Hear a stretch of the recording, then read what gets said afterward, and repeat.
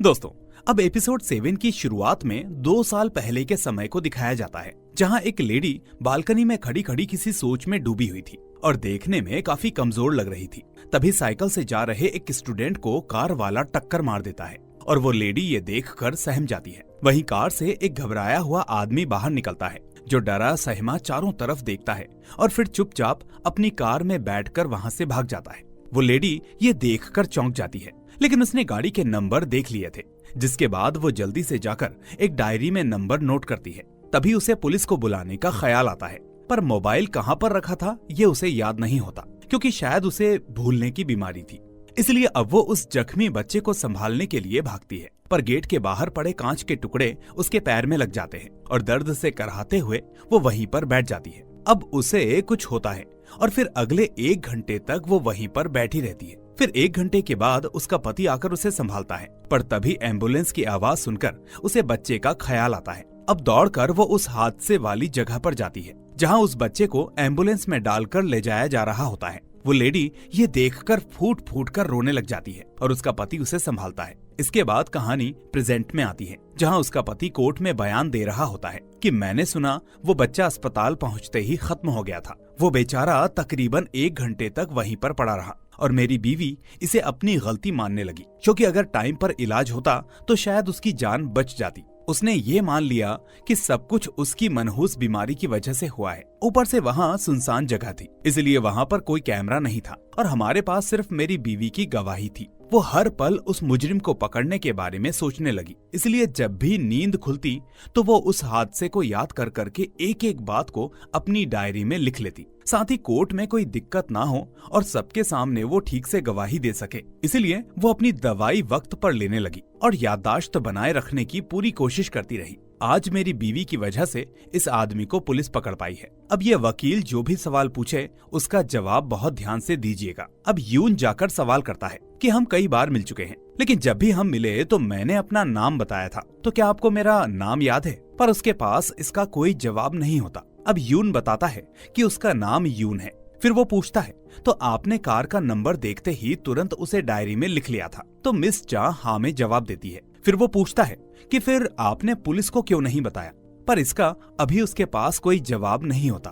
तो यून कहता है, आप मेरा नाम बता सकती हैं जो मैंने अभी आपको बताया था? पर वो बेचारी उसका नाम भी भूल गई थी और वो अपने पति की ओर देखती रहती है। अब यून कहता है, मतलब कि आप उस समय 119 डायल करना भी भूल गई थी, जैसे कि अभी मेरा नाम भूल गई। फिर पूछता है, डिमेंशिया होने से पहले आप एक टीचर थी ना? वहाँ देखिए 2 स्टूडेंट्स बैठे हैं जो आपके फेवरेट हुआ करते थे, क्या आप उनका नाम बता सकती हैं? अब मिस चाह उन्हें पहचान तो लेती है, पर उनका नाम नहीं बता पाती। ये देखकर यून कहता है, अभी अभी मेरा बताया हुआ नाम आप भूल गई, सालों से फेवरेट रहे अपने स्टूडेंट्स का नाम भी भूल गई और आप तो 119 पर कॉल करना भी भूल गई। फिर वो कहता है, जज साहब, अब हम इस स्टेज के डिमेंशिया मरीज की गवाही पर कैसे भरोसा कर सकते हैं? तो ये सुनते ही उसके दोनों स्टूडेंट्स सह नहीं पाते और उठकर वहाँ से चले जाते हैं। यून कहता है, बच्चे को बचा ना पाने के गिल्ट में आपने अपनी बीमारी पर भरोसा किया ताकि गुनहगार को सजा दिलवा सके, पर आपको नहीं लगता ये बीमारी आपको धोखा दे सकती है और किसी बेगुनाह को बेवजह फंसा सकती है?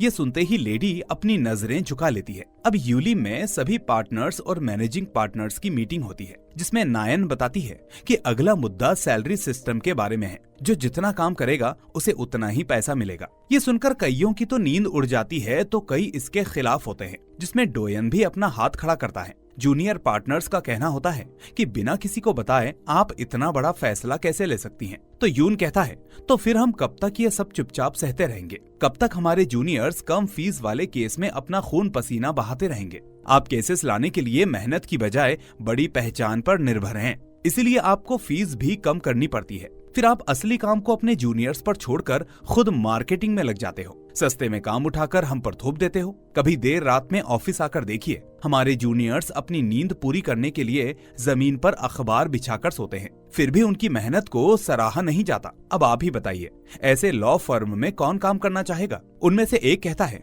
पार्टनर बने हुए इतना समय नहीं हुआ कि आते ही सिखाना चालू कर दिया, और दूसरा कहता है, मिस्टर किम, आप तो फाउंडिंग पार्टनर हैं, आप कुछ क्यों नहीं बोलते? किम कहता है, देखिए, एक लॉ फर्म में नीचे के लोग बिना सवाल किए बड़ों का हुक्म नहीं मानते, क्योंकि ये पार्टनरशिप है। हम सब लोग यहाँ लॉजिक से कमाते हैं, तो जरा लॉजिक से आर्ग्यूमेंट कीजिए। सीनियर जूनियर के मुद्दे को छोड़कर यूलिम के फायदे के बारे में सोचिए। इसके बाद वो यून को कंटिन्यू करने के लिए कहता है। अब यून कहता है, पिछले साल कितने एसोसिएट्स बीच में छोड़कर चले गए, आपको अंदाजा है? तो एक लेडी कहती है, वो लोग तो वर्क लाइफ बैलेंस के चक्कर में गए थे। यून कहता है, नहीं, वो लोग वर्क लाइफ बैलेंस के चक्कर में नहीं गए, बल्कि वर्क पे बैलेंस के चक्कर में गए थे, क्योंकि परफॉर्मेंस के बेस पर सैलरी मिलना ही बंद हो गया है। ये सुनकर सभी की बोलती बंद हो जाती है। तभी नायन कहती है, अब अगर किसी को कुछ भी नहीं कहना तो ये मीटिंग यहीं पर खत्म करते हैं। जब तक मैं मैनेजिंग पार्टनर हूँ, ये सैलरी सिस्टम बिल्कुल नहीं बदलेगा। अगर किसी को कोई भी ऐतराज है तो मुझे हटाकर वो ये पोजीशन ले सकता है। अब मीटिंग के बाद डोयन कोटेसॉप को ये पूरी बात बताता है और कहता है, मुझे तो ये समझ नहीं आ रहा कि मिस्टर किम उनके साथ कैसे हो गए। कोटेसॉप कहता है कि एक बात तो पक्की है, ये नायन की खुराफात तो नहीं है। जिस पर डोयन कहता है कि सही कहा, ये अटर्नी यून का काम है, तो कहो तो उसकी गलतियां ढूंढ निकालूं। अब उसका साथी कलीग कहता है, लेकिन वो गलतियां करता ही कहाँ है? तो कोटेसॉप कहता है, थोड़ा रुको, मैंने उसके पीछे आदमी लगा दिया है, कोई ना कोई कमी तो उसके सामने जरूर आएगी। वहीं इधर एपिसोड 6 के लास्ट का सीन दिखाया जाता है, जिसमें यून के घर की बेल बजी थी और जब वो दरवाजे पर गया था तो वहाँ सामने एक लड़की थी। अब वो लड़की यून से कुछ कहती है और वो उसे अंदर लेकर जाता है, पर हम देखते हैं कि कोई था जो इनकी फोटो ले रहा था। अगले सीन में वही फुटेज कोटेसॉप के सामने रखी होती है, जिसे देखकर ये तीनों काफी हैरान थे। तो डोयन कहता है, अरे ये तो सेकेंड ईयर वाली सोई है ना, कमाल है ये अटर्नी यून, यहाँ तो शरीफ होने का दिखावा करता है और अपनी जूनियर के साथ गुलछर्रे उड़ाता है। कोटेसॉप कहता है, भला आधी रात को एक औरत एक मर्द के घर पर क्यों जाएगी? तो उसका कलीग कहता है, अपने जूनियर के साथ डेट ना करने का रूल अटर्नी यून ही तो लेकर आया था, ताकि उनका शोषण ना हो सके, और अब उसने ही नियम तोड़ दिया। कोटेसॉप कहता है, पर इससे हम उसका कुछ नहीं बिगाड़ पाएंगे, क्योंकि ये मैनेजमेंट की सलाह है, कंपनी के रूल में ऐसा नहीं लिखा है। फिर वो कुछ सोचने के बाद कहता है, अरे वो मिस किम्बो यून तो उस एमजीसी कंपनी का केस लड़ रही है ना? तो उसका कलीग हाँ में जवाब देता है। अब कोटेसॉप कहता है, ये सोई मिस किम्बो की टीम में है, उसके अपोजिट में टीएस इंश्योरेंस कंपनी है, जिसने अपना केस अटर्नी यून को देने पर जोर दिया था। तो हमने किसी तरह एमजीसी की परमिशन ली और केस लड़ने के लिए अपना एथिकल वॉल कॉन्सेप्ट यूज किया। दरअसल जब केस लड़ने वाली दोनों पार्टीज अपना केस एक ही लॉ फर्म को देती है, तो एथिकल वॉल कॉन्सेप्ट के तहत उन दोनों पार्टीज की इन्फॉर्मेशन को एक दूसरे के वकील आपस में शेयर नहीं करते, गोपनीय रखते हैं। इसी विश्वास के चलते दोनों पार्टीज अपने केस को एक ही लॉ फर्म को दे पाते हैं। कोटेसॉप कहता है, तो हम ये कहेंगे कि अटर्नी यून ने अपनी लॉ फर्म की सेकंड ईयर एसोसिएट के साथ नाजायज संबंध बनाए और फिर उसकी मदद से ऐसी खुफिया जानकारी हासिल की जिससे अपोजिट पार्टी को नुकसान पहुंचाया, और इसने गलत तरीके से अपने लिए मुकदमा जीत लिया। अब उसका कलीग कहता है, ये तो कमाल का आइडिया है, पर ऐसी खुफिया जानकारी यून तक पहुंचाएगा कौन? तो कोटेसॉप कहता है कि वो चालाक है, हमें उसके समझने से पहले ही सब कुछ करना होगा। वहीं इधर यून किसी केस के सिलसिले में सिंगापुर से वापस आया होता है और एयरपोर्ट से निकलते हुए देखता है कि एक आदमी से दो पुलिस वाले कह रहे हैं कि आपको अपनी बीवी को खुद को मारने की कोशिश में मदद करने के लिए गिरफ्तार किया जाता है। तभी ये देखकर यून को याद आता है कि ये तो वही आदमी है जिसकी बीवी को डिमेंशिया था, और यून ही तो उसके बच्चे वाले केस का अपोजिट लॉयर भी था। फिर वो उन पुलिस वालों के पास जाता है जहां वो अपना कार्ड देते हुए बताता है कि वो एक लॉयर है। अब वो पुलिस वाला कहता है कि देखिए, इनके साले ने रिपोर्ट की है कि मिस्टर हांग ने अपनी पत्नी को खुद को मारने के लिए उकसाया है। तो यून ये सुनकर चौंक जाता है और पुलिस वाला कहता है कि आप इनके साथ जाएंगे? तो यून कहता है, हाँ बिल्कुल, मैं इनके साथ चलूंगा। पर मिस्टर हांग कहता है कि उसे कोई वकील नहीं चाहिए, वो सजा भुगतने के लिए तैयार है, और फिर वो खुशी खुशी पुलिस वालों के साथ चला जाता है। इसके बाद वो कार में बैठे अपनी वाइफ की अस्थियों को देखकर उस पल के बारे में सोचता है जब उसकी बीवी ने बताया कि वो इस बीमारी की वजह से पहले ही मर चुकी है। वो अपने जीवन को खत्म करना चाहती है क्योंकि वो इस पीड़ा को अब और नहीं सह पाएगी। हांग अपनी बीवी को इतने दर्द में देखकर उसकी ये इच्छा पूरी करने के लिए मान जाता है, और उसकी बीवी रोते हुए बताती है कि स्विट्जरलैंड में इच्छा मृत्यु अब लीगल है, तो चलो कुछ अच्छे पल वहाँ बिताते हैं और फिर मुझे अलविदा कह देना। अब यून हांग से मिलने डिटेंशन सेंटर जाता है और कहता है कि वो उनकी मदद करना चाहता है। पहले तो मिस्टर हांग नहीं मानता, लेकिन बाद में मान जाता है। फिर दोपहर को लिटिगेशन टीम की मीटिंग में यून पूछता है कि क्या आप सबने मिस्टर हांग की केस फाइल पढ़ी है? तो सब लोग हाँ में जवाब देते हैं। अब हेयोन कहता है, आज तक ऐसा कोई मामला सामने नहीं आया है जहां किसी ने स्विट्जरलैंड में इच्छा मृत्यु ली हो, और उसके साथ जाने वाले को कोरिया में सजा हुई हो। आज तक उनके साथ सफर करने वाले पर मुकदमा नहीं हुआ है। हाँ, लेकिन इस केस में आरोपी ने मरने वाले के साथ केवल सफर नहीं किया था, बल्कि मरने तक का पूरा प्रोसेस करने में उसकी मदद भी की थी। तभी होमिन कहती है कि सुप्रीम कोर्ट के मुताबिक सलाह देना भी मदद करना ही माना जाता है। तो आरोपी की पूरी साझेदारी को देखते हुए लगता नहीं कि वो मुकदमे से बच पाएंगे। यून पूछता है, पर बचाव में क्या कर सकते हैं? तो होमिन कहती है कि ये समाज के खिलाफ गया जुर्म तो नहीं है, तो हम ये कह सकते हैं कि इच्छा मृत्यु को गलत न माना जाए, मगर एक ऐसी बात पर ध्यान देना जरूरी है जो शायद इस दावे के खिलाफ भी जा सकती है। यून पूछता है, और वो क्या है? तो हेयोन बताता है कि पत्नी के बाद उसकी पूरी 1.7 बिलियन की जायदाद पति के नाम पर हो जाएगी। और ये सुनकर यून थोड़ा हैरान होता है। तभी लिजिन कहता है कि उनके कोई बच्चे नहीं थे, तो पत्नी के बाद पूरी जायदाद पति को ही मिलने वाली थी। लेकिन अगर पति दोषी पाया जाता है तो उसके अधिकार रद्द हो जाएंगे और पूरी जायदाद पत्नी के छोटे भाई को मिल जाएगी। शायद इसीलिए आरोपी के साले ने उसके खिलाफ ये केस किया होगा। यून कहता है, ये तो बहुत ही मुश्किल मामला लगता है। तभी हेयोन बताता है कि अफेयर के भी सबूत मिले हैं। ये सुनकर तो यून हैरान हो जाता है और कहता है, इस मामले को गलत ना माना जाए, ऐसा लिख के एक ड्राफ्ट तैयार करो। अगले दिन कोर्ट में जज साहिबा पूछती हैं कि आरोपी पर क्या इल्जाम लगाए गए हैं। तो अपोजिशन वकील बताता है कि आरोपी ने अपनी पत्नी को इच्छा मृत्यु के लिए उकसाया और उसकी मदद भी की, जिसके चलते यूथनेसिया लेकर उसने अपने जीवन को समाप्त कर लिया। तभी यून कहता है कि हम अपोजिशन के लगाए इल्जामों से इनकार करते हैं। अब वकील आरोपी के साले से सवाल करता है कि आपकी बहन की मृत्यु से पहले उनका और आरोपी का रिश्ता कैसा था? आप जानते हैं? तो उसका साला कहता है, बिल्कुल भी अच्छा नहीं था। जीजाजी के अफेयर से मेरी बहन बहुत परेशान थी और उसके साथ रहने के लिए मेरी बहन से तलाक भी मांगा था इन्होंने। उतने में मेरी बहन को डिमेंशिया है ऐसा पता चला तो इन्होंने तलाक का फैसला वापस ले लिया। मेरी बहन तो वैसे भी कुछ दिनों की मेहमान थी, तो इनको तो तलाक के बिना ही छुटकारा मिल जाता और पूरी जायदाद के वारिस ये बन जाते। बेचारी मेरी बहन, उसकी जिंदगी वैसे भी लंबी नहीं थी, पर इस आदमी से उतना भी इंतजार नहीं हुआ। बेचारी को चिकनी चुपड़ी बातों में फंसाकर इच्छा मृत्यु के नाम पर खुदकुशी करने पर मजबूर कर दिया। तभी यून कहता है, जज साहिबा, इस बात का इनके पास कोई सबूत नहीं है। फिर जज साहिबा वादी को अपने जज्बातों पर काबू रखने के लिए कहती है। अब यून सवाल करता है कि आपका किसी के साथ अफेयर था? तो मिस्टर हांग हाँ में जवाब देता है। फिर यून पूछता है,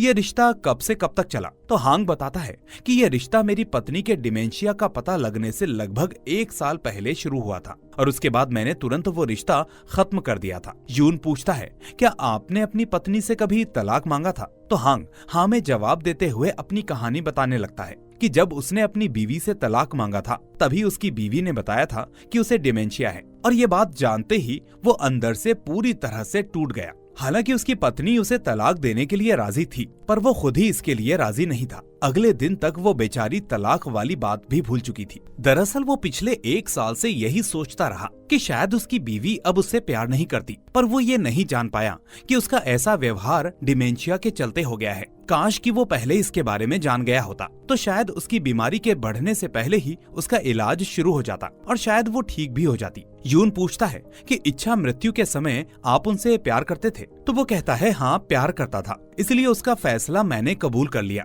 यून कहता है, माय लॉर्ड, हाल ही में सम्मानजनक मौत के लिए भी एक बिल पेश हुआ है जिसमें इच्छा मृत्यु को भी मंजूरी मिली है, क्योंकि इसमें समाज के खिलाफ किसी भी तरह के जुर्म को बढ़ावा नहीं मिल रहा। ऐसे में किसी को गुनहगार नहीं माना जाएगा। इसलिए हमारी गुजारिश है कि आरोपी को बाइज्जत बरी कर दिया जाए। वहीं अपोजिशन वकील इसे जुर्म मानते हुए 3 साल की सजा की मांग करता है। जज साहिबा कहती हैं, प्रतिवादी के हालात और दावों को मद्देनजर रखते हुए मुझे लगता है कि आरोपी सच में अपनी पत्नी से बहुत प्यार करते थे, इसलिए उन्होंने उनकी मदद की थी। हालांकि हम हर निजी हालातों के हिसाब से हर किसी के लिए अलग अलग कानून लाते रहेंगे तो आगे चलकर ये निष्पक्षता और इंसाफ को कमजोर कर देगा और समाज में गलत मिसाल फैलाने का डर पैदा हो जाएगा। इसलिए हर आरोपी के ऊपर हमारा कानून भी बराबर से लागू होना चाहिए। प्रतिवादी पक्ष की दलीलें और गुजारिशें सुनने के बावजूद क्रिमिनल एक्ट के तहत इस तरह के मामले में किसी की मदद करने की मंजूरी नहीं दी जा सकती और सजा के तौर पर मुजरिम को 1 साल की जेल होती है। इस तरह केस खत्म होता है और सभी लोग उठकर चले जाते हैं। मिस्टर हांग यून का शुक्रिया करते हैं, पर होमिन थोड़ी दुखी थी क्योंकि वो लोग मिस्टर हांग को जेल से नहीं बचा पाए। अब थोड़ी देर के बाद वो भी उठकर चली जाती है, पर यून अभी तक वहीं पर बैठा हुआ था और अपनी बीवी के बारे में सोच रहा था। कहानी फ्लैशबैक में जाती है, जहां एक दिन ऑफिस से घर लौटते समय यून देखता है कि उसकी बीवी को कोई प्रपोज कर रहा है, इसलिए वो वहीं से चुपचाप देखता रहता है। हालांकि योना उससे मना करती है, पर वो लड़का योना को पीछे से पकड़ लेता है। ये देखकर वो चौंक जाती है, पर इससे पहले कि वो यून को देख पाती, वो चुपचाप वहाँ से निकल जाता है। अब कुछ दिनों के बाद योना बताती है कि उसे तलाक चाहिए, क्योंकि वो अब यून से प्यार नहीं करती। अब उनके बीच पहला जैसा कुछ भी नहीं रहा। यून कहता है, तुम्हें सच में लगता है कि ये वजह तलाक के लिए काफी है? फिर वो पूछती है कि आखिरी बार मुझे तुमने प्यार से कब छुआ था? तो यून कहता है कि तुम ही हो जो हर वक्त काम पर रहती हो और सिर्फ तुमने मुझसे दूरी बनाई थी,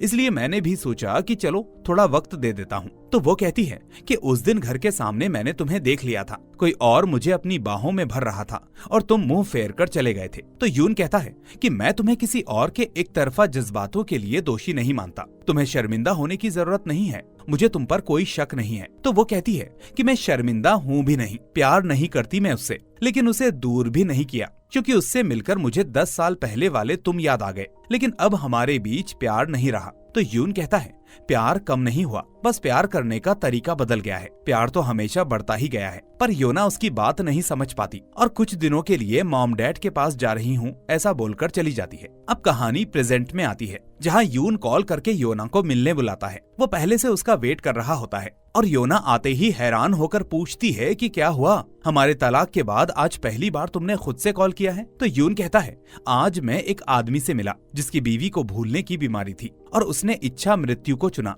वो बोला, प्यार इंद्रधनुष की तरह होता है, समय के साथ कलर बदलते हैं, पर इसका मतलब ये नहीं कि प्यार खत्म हो गया हो। योना कहती है, जानती हूँ मुझसे गलती हुई है, जब तुम्हारे साथ थी इसका एहसास नहीं हुआ, लेकिन जो कुछ भी हुआ मुझे उस बात का पछतावा है। तब मुझे प्यार का तजुर्बा नहीं था, नादानी में मुझसे गलती हो गई। यून कुछ सोचने के बाद कहता है, अब से तुम मेरे लिए परफ्यूम मत बनाना और हमारे हेज को समय पर होटल में छोड़ दिया करो। अब से हम एक दूसरे से कभी नहीं मिलेंगे। और वो उठकर वहाँ से चला जाता है। इधर लिजिन एक रेस्टोरेंट में बैठा होता है। तभी अटर्नी योन आकर कहती है, अकेले खाने में शर्म आती है क्या? काम में बिजी इंसान को कोई इतनी कॉल करता है क्या? तो वो कहता है, आपकी वो कहानी बाकी थी ना। लेकिन योन कहती है, अरे छोड़ो उसे, और बियर ऑर्डर करते हुए वहीं पर बैठ जाती है। फिर पीते हुए दोनों बातें कर रहे होते हैं। तभी लिजिन के फोन पर कॉल आता है और वो चौंकते हुए कहता है, अटर्नी योन का कॉल। योन भी हैरान होती है कि वो इतनी रात में कभी किसी को कॉल नहीं करता। अगले सीन में यून एक बार में बैठा होता है और ये दोनों उसके पास जाते हैं। यून कहता है, क्या बात है, बहुत खुश दिख रहे हो। तो लिजिन कहता है,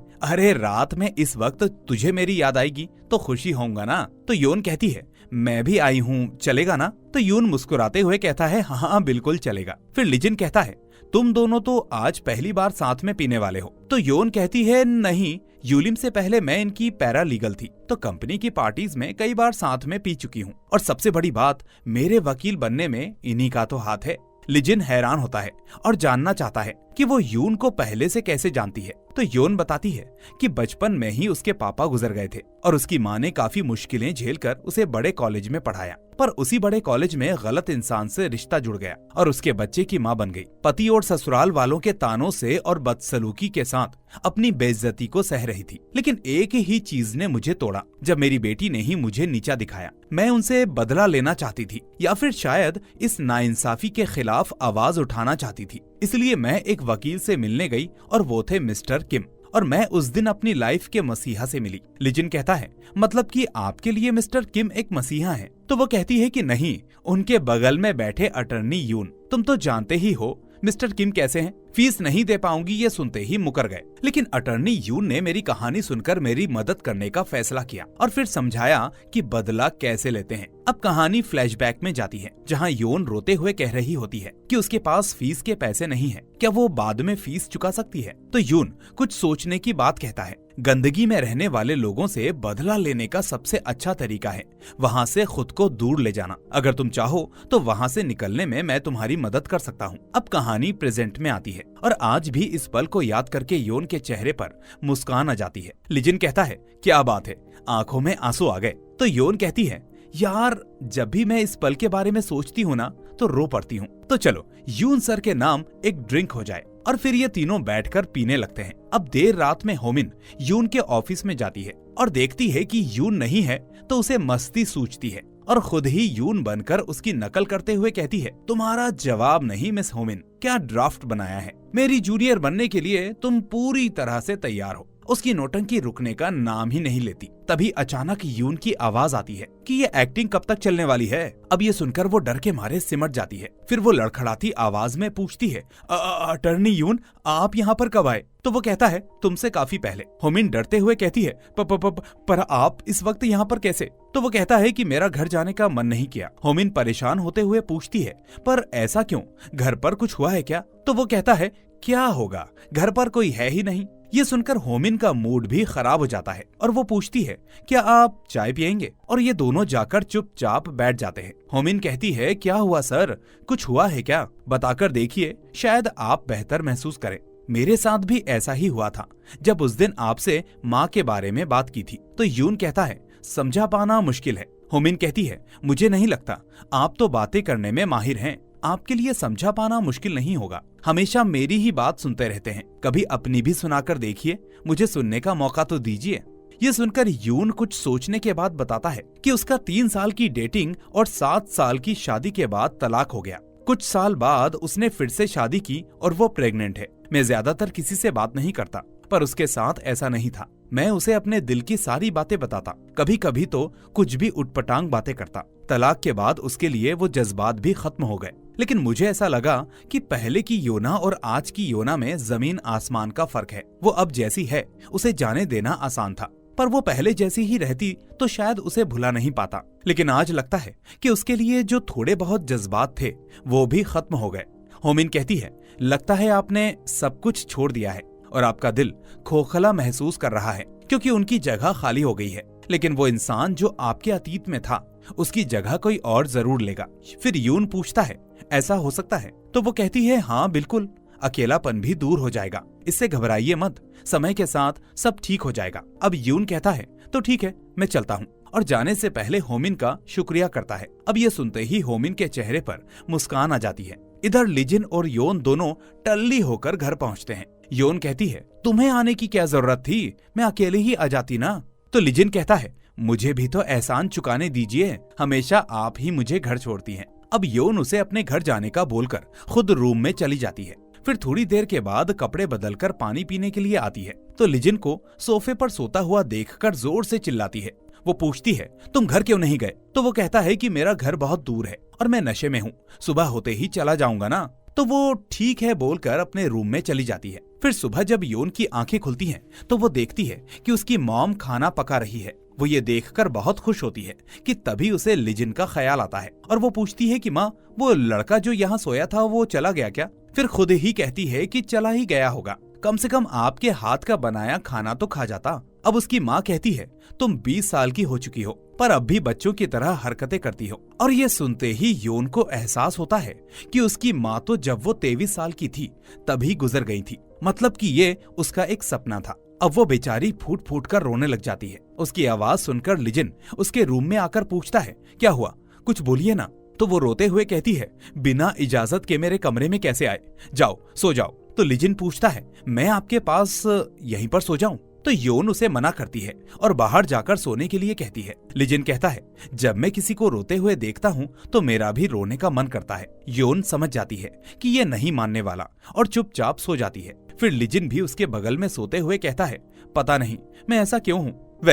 अगले दिन लिटिगेशन टीम जब अपनी केस फाइल को देख रही होती है तभी लिजिन एक डॉक्यूमेंट को देखकर चौंक जाती है। योन पूछती है, क्या हुआ? तो वो बताता है कि ये एमजीसी कंपनी के इंटरनल रिव्यू के पेपर्स हैं। अब योन भी हैरान होकर पेपर्स को देखते हुए कहती है, ये तो अपोजिशन की कॉन्फिडेंशियल इन्फो है। लिजिन कहता है, अटर्नी किम्बो की टीम के लिए बनाए गए पेपर्स हमारे पास कैसे आए? तो योन कहती है, एथिकल वॉल जारी है कि नहीं, ये तो बहुत खतरनाक है। अब होमिन पेपर्स को देखकर बताती है कि इसमें तो हमारे क्लाइंट की दी गई इन्फो से बिल्कुल अलग आंकड़े हैं, मतलब कि ये सिंगल डॉक्यूमेंट हमें पूरा केस जितवा सकता है। अब ये तीनों अटर्नी यून के ऑफिस में जाते हैं और पूरी बात बताते हैं। लिजिन पूछता है, क्या हमें इसकी तहकीकात करनी चाहिए कि ये डॉक्यूमेंट्स हमारे पास कैसे पहुँचे? तो यून कहता है, जरूरी नहीं, इस नई इन्फो को हमारे ड्राफ्ट में डालो और टीम के साथ शेयर करो, लेकिन हमारे क्लाइंट और बाहर के लोगों से ये बात राज ही रखो। होमिन कहती है, पर ऐसे दूसरी पार्टी की इन्फो को यूज करना ये तो गलत है।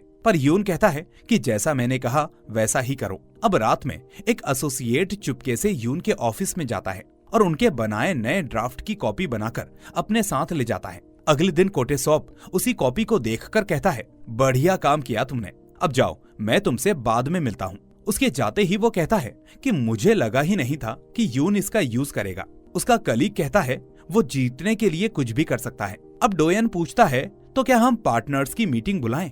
तो कोटेसॉप कहता है, हाँ यही सही वक्त है। डोयन कहता है, यून तो लपेटे में आ गया, अब उसके चमचों की बारी है, खासकर वो first year associate miss hominin, उसने मेरा दिमाग खराब कर दिया है।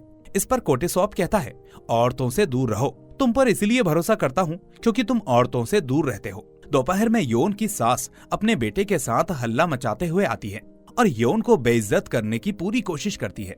योन पूछती है, आपकी प्रॉब्लम क्या है? तो वो कहती है कि तुम्हें पढ़ाया लिखाया उसके पैसे कौन देगा? योन कहती है, अच्छा तो आप कंगाल हो गई हैं, तो मुझसे भीख मांगने आई हैं। ये सुनकर उसकी सास थप्पड़ मारने की कोशिश करती है पर वो पीछे हट जाती है। तभी उसका पति गुस्से में आता है तो योन उसे 2-3 चांटे लगा देती है। उसका ये रूप देखकर तो दोनों काफी डर जाते हैं। वहीं ऑफिस में भी सबके चेहरों की हवाइयां उड़ जाती हैं। फिर वो कहती है कि कॉलेज तो मेरी माँ ने पढ़ाया था और तुम लोगों ने सिर्फ 1 साल ट्यूशन की फीस भरी। हिसाब करना है तो 14 साल से दिन रात मुझसे काम कराकर मेरा शोषण किया, उसका हिसाब कौन करेगा? अब दोबारा ऐसी कोशिश करी ना तो घर से निकलने लायक नहीं छोड़ूंगी।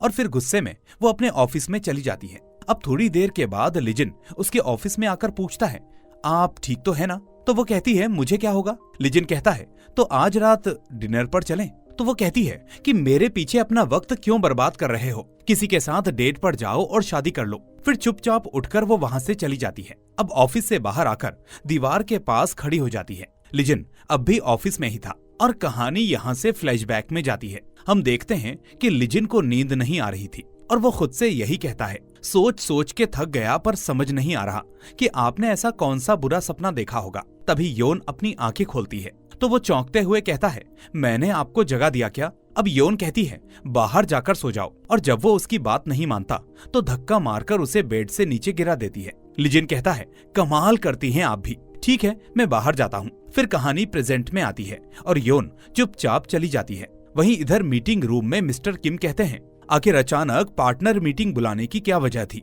ऊपर से तुमने गुजारिश की थी कि एक खास पार्टनर को मीटिंग से बाहर रखा जाए। तो कोटेसॉप बताता है कि वो खास पार्टनर यून ही मीटिंग का एजेंडा है। अब वो अटर्नी यून की वही तस्वीरें सबको दिखाते हुए बताता है कि ये तस्वीरें मेरे पास किसी गुमनाम आदमी ने भेजी हैं। ये लड़की हमारे फर्म की 2nd ईयर एसोसिएट मिस सोई है, जो देर रात को मिस्टर यून के घर जाते हुए दिख रही है। मिस्टर किम कहते हैं, पर इससे ये साबित नहीं होता कि उनका आपस का रिश्ता क्या है। हाँ, अगर वो डेटिंग भी कर रहे होंगे तो इसमें गलत क्या है? तो कोटेसॉप बताता है कि उसने अपने ही बनाए रूल को ही तोड़ दिया है। तो क्या ये दोगलापन नहीं लगता आपको? मिस्टर किम कहते हैं, देखो यून का तलाक हो चुका है, फिर इसमें गलत क्या है और तुम इस बात को पतंग क्यों बना रहे हो? तो कोटेसॉप कहता है, क्योंकि अटर्नी यून ने हमारी कंपनी के उसूलों और ईमानदारी की मिसाल पर पानी फेर दिया है। जूनियर वकील के साथ उनके नाजायज संबंध थे, फिर उसकी मजबूरी का फायदा उठाकर उसने अपने विरोधी पक्ष के उन खुफिया दस्तावेजों को बेईमानी से हासिल किया और इससे उसने यूलिम की एथिकल वॉल की पॉलिसी को भी तोड़ दिया और कंपनी ने बरसों से जो इज्जत कमाई थी उसे भी मिट्टी में मिला दिया। तभी नायन यून के साथ मीटिंग रूम में आकर कहती है कि आखिर ये सब क्या तमाशा हो रहा है। ये देखकर सारे के सारे चुप हो जाते हैं और इसी के साथ ये एपिसोड यहीं पर खत्म हो जाता है। तो दोस्तों, क्या कोटेसॉप अपने मंसूबों में कामयाब हो पाएगा? क्या हमारा यून उसकी इस साजिश का शिकार हो जाएगा या फिर कोई नया ट्विस्ट आना बाकी है? ये सब हमें पता चलेगा अपने 8वें एपिसोड में। तो दोस्तों, इस वीडियो को लाइक और चैनल को सब्सक्राइब करने के साथ साथ बेल आइकन भी दबा दीजिए ताकि कोई भी वीडियो आपसे मिस ना हो। अब मैं मिलूंगा आपसे अगले एपिसोड में जल्द ही। Till then take care and thanks for watching.